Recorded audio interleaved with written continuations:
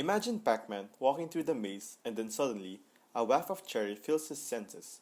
Pac-Man suddenly found himself following the scent and walking towards the cherry because he just can't help but to want to eat it after smelling it.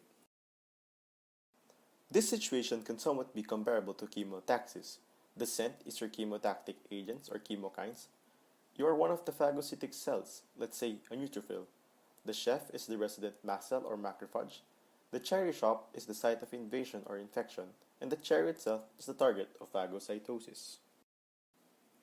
Now, we move on to the steps to the actual phagocytosis.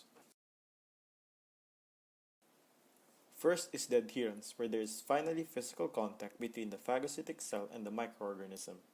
This occurs with the help of opsonins.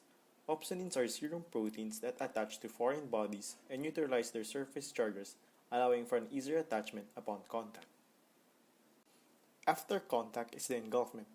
This is where the phagocytic cell surrounds the pathogen through the pseudopodia until it is deep within the cytoplasm of the cell for the two ends to fuse completely.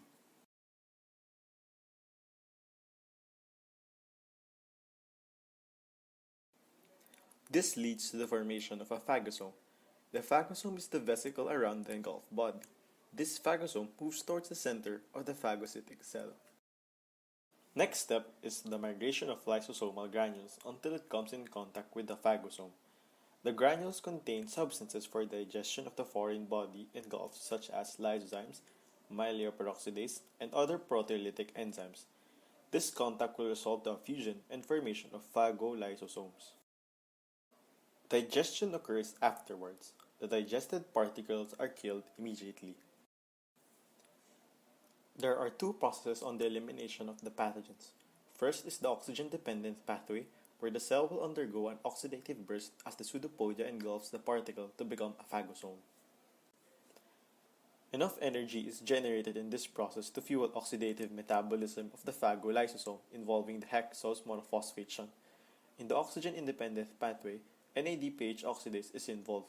It alters the pH, activating proteolytic substances such as defensins that promote microbial elimination.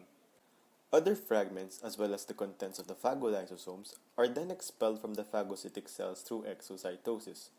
Neutrophils undergo apoptosis after the phagocytosis of the pathogen.